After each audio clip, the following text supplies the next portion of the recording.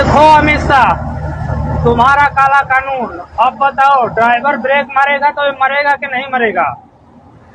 और तुम कह रहे हो कि ड्राइवर 10 लाख रुपए और 10 साल की सजा खटेगा, तो उसका बीवी बच्चा कहा जा रहा है उस्ताद? बहुत कर ली ड्राइवरी, अब नहीं कर पाएंगे ड्राइवरी। क्यों? ना तो हमारे पास 10 लाख रुपए है, ना 10 साल तक जेल में जाने की वो है। हमारे पास बीवी बच्चों का क्या होगा? बात तो सही है। मैं कहना चाहता हूँ मोदी जी, हमने आपको बहुत पसंद करते थे, बहुत लाइक करते थे, और हर एक ड्राइवर 20 वोटों की तो हैसियत रखता है। इतना बड़ा परिवार तो ड्राइवर का रहता है। हाँ। लेकिन हम आपको अब लोकसभा चुनाव में इस चीज का जवाब देंगे। अरे कहीं भी तगारी फेंक के काम कर लेंगे, लेकिन जेल थोड़ी जाएगा ड्राइवर। मैं स्पष्टीकरण करना चाहता हूं कि गैर इरादतन हत्या जो थी, अकस्मात जिसको कहते हैं, इसमें हमने 2 हिस्से किए। अकस्मात तो किसी भी व्यक्ति से किसी भी स्थिति में हो सकता है।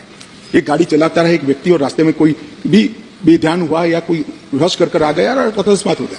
अकस्मात करने के बाद वो व्यक्ति स्वयं उसको पुलिस स्टेशन या तो हॉस्पिटल ले जाता है, तो इसके लिए कम सजा का प्रावधान किया है। और हिट एंड रन केस, मरता हुआ छोड़कर कोई भाग जाता है, तो इसके लिए हमने 10 साल की सजा। दोस्तों, पार्लियामेंट में बैठ के तालियां मारने की लोगों की कमी नहीं है आजकल। देख सकते हैं बीजेपी गवर्नमेंट के द्वारा ऐसा काला कानून निकाला गया, खास करके अगर खुदा ना खास्ता अगर रास्ते में चलते खुद किसी की गलती की वजह से अगर एक्सीडेंट हो गया, तो उस वक्त जो ड्राइवर रहते उसके अगेंस्ट जो है 10 साल की सजा और 10 लाख की जुर्माना की घोषणा किया गया, जिसके वजह से खास करके पूरा देश भर में जो लोग ड्राइविंग करते यानी ट्रक ड्राइवर है, वो लोग पूरा रोड पे उतर के प्रोटेस्ट करना स्टार्ट कर दिए, क्योंकि ये कानून जो है एक तरफा कानून बनाया गया। तो खास करके इस कानून के वजह से ड्राइवरों के लाइफ में या उनके फैमिली के लाइफ में क्या असर पड़ सकता है, ये खुद ड्राइवर के मुंह से सुन लीजिए।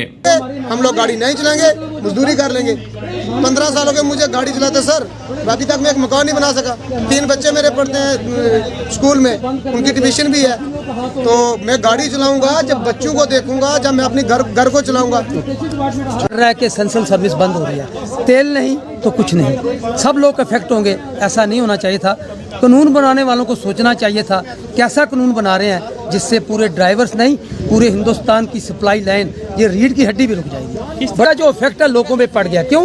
उसकी वजह यह है कि जैसे पहले एक कानून किसानों के खिलाफ काला कानून बना था, जिसमें मेरे उन किसान भाइयों की 700 लोगों की जान गई थी, तो उसके लोग हाथ हो गए हैं कि ऐसा कानून बने। इसलिए ये लोग आज लोगों ने काम ही छोड़ दिया है। अब देखें ये जितनी भी गाड़ी हैं यहाँ खड़ी हैं, क्योंकि ड्राइवरों ने गाड़ियाँ खड़ी कर दी हैं। हम मजबूर हो गए हैं, क्या करें। अब हम जब तक हमारे वो जो दिल्ली के प्रधान हैं वो जो बात नहीं कर पाते, जहाँ हमें कोई वो सिग्नल नहीं देते, तब तक हम भी मजबूर हैं, हमारे ड्राइवर भी मजबूर हैं। ये नहीं चाहता कि मेरा एक्सीडेंट हो, मैं किसी को ठोकूं या कोई मेरे से लगे कुछ भी है, ठीक है। कोई भी ड्राइवर इस चीज़ को नहीं चाहता, एक नंबर। दूसरे नंबर, सरकार ने जो ये कानून लागू किया, 7 लाख रुपए और 10 साल की सज़ा।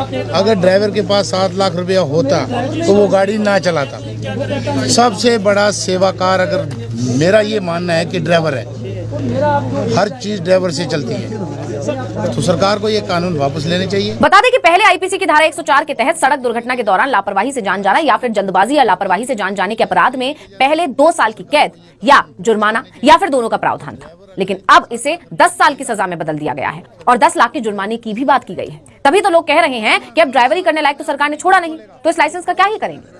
लेकिन ड्राइवरों का ये गुस्सा धीरे धीरे आंदोलन का रूप ले रहा है और अगर ऐसा हुआ तो देश पर भारी संकट आ सकता है। इसलिए सरकार से ड्राइवरों की ये नाराजगी गंभीर चिंता का विषय है। देखना होगा कि सरकार इस मामले को जल्दी सुलझाती है या फिर ये आंदोलन किसान आंदोलन से भी बड़ा रूप लेगा।